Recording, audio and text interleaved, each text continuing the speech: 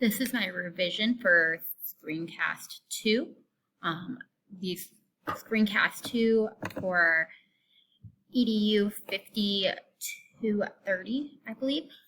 This is where we're looking at assessment tools. So the tool I'm looking at is Pear Deck. Pear Deck is a Google add-on, which means you download it and then it can work with Google Slides as its main use. It makes your slides more interactive for your students, so while you're doing a lesson, they can be answering questions and their responses directly pop up on your screen. So as I said, it's Pear Deck. You can find this. The easiest way to find it is just Google Pear Deck or Pear Deck Google Slides, and it will be the first thing that comes up. But you can find it at app.peardeck.com as well. As I said, it's a Google add-on, so you have to be using Google products. So if you are a Microsoft school or using some other format, it's not going to work as well for you because it does work only with Google, which can be one of its limitations. So this is really great for formative assessment. You can see your students' feedback as you do your lesson, as I'll show in our scenario where I'm going to go through a nouns lesson that I used this for. Some of the limitations. From what I have found, you cannot have a co-teacher that can see the results at the same time. So working remotely, I used this with 2 colleagues and they couldn't see the students' responses come up. Only I could, so I was having to kind of voice over what was going on to them in the meet with our kids because we were meeting with the entire 7th grade doing a Pear Deck about nouns. So that was one limitation I found, is that you can't have co-teachers. And then the limitation that it only works with Google. Also, it is not free. It has a cost associated. I'm going to pull up so everyone can see the cost. So right now I have a free account. It wants me to upgrade. So if I upgraded, it would be $44.99 a month. Or if I did annual billing, it's cheaper. So it is a decent cost if I did annual bill. Oh, and I can use the educator price.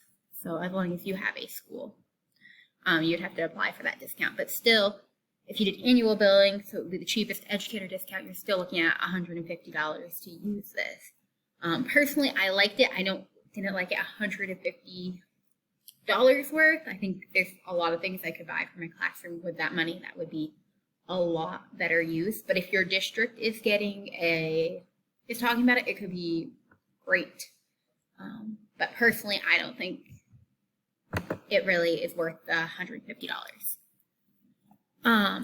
So let's get right into our kind of demo and scenario.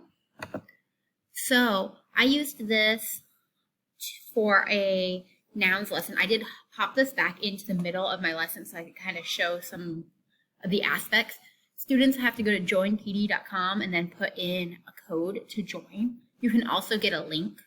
So right now you can see I have no students connected because I'm in my classroom after school hours. So I'm going to go backwards so I can show you some of their responses. I do like it makes all of their responses anonymous, so you're just getting an idea of how your class knows, not an individual student. And then if you accidentally had the teacher screen up, it also isn't going to give you that oh no moment where you're exposing a student. So we were talking about compound and collective nouns, and then they are asked to identify a noun. Their noun would be apple. This is a 3rd grade skill, but our testing showed our 7th graders needed to work on this and go back and reteach, so that's what we were doing. So how do we make nouns plural? So we talked about puppies. They had to select the correct answer. We talked about it, and then they were given toys to make plural. You can see 27 of them made it correct. This was really kind of an intro lesson. It wasn't meant to be super hard. We had some good laughs about toes, but you could use this to be very kind of more serious to check for knowledge. But we knew a lot of our kids knew this information. It just wasn't coming out in testing, and they needed some explicit instruction again on what a noun was, because I think back to school hit and they were like, noun, what's that? I don't know, when really they had a much better idea. So we were pluralizing potatoes. We're looking at, love the bell, always goes off. We're looking at potatoes. Okay, then the O, how do you make it plural? This one, the student who selected it, we knew it was as a joke. They did not actually think the plural of potatoes is potaties. They just thought it was absolutely hilarious.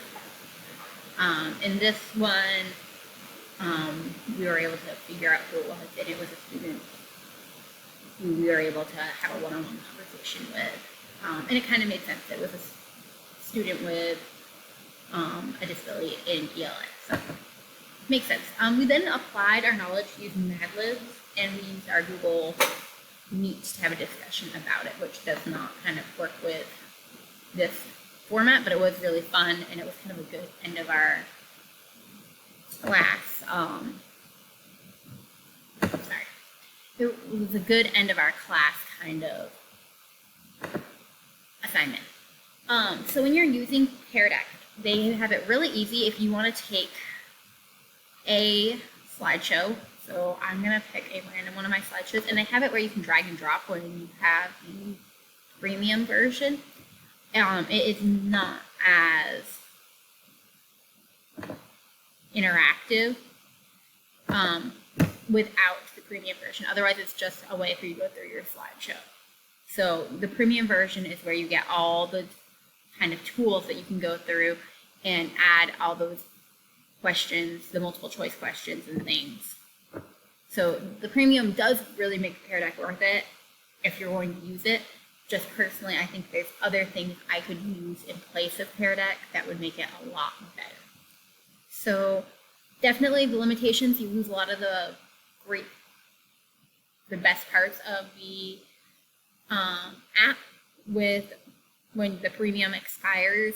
I truthfully thought about, could I sign in with a different account and try to have a premium account with another one, but I think this was really great because I got to see kind of the difference. But when we go into create a lesson, this was my big limitation that I found. It does take forever to load. It doesn't seem to matter which Wi-Fi I use. It just is a slow process. Whether I'm here at school, at home, if I go to the library, it's just not a... So to use it, you have to go in, as it tells you right here. You go to add-ons, Pear Deck, open Pear Deck, and then it pops up on the side. And this was where I found was the best. So you can make your own questions. They also had templates.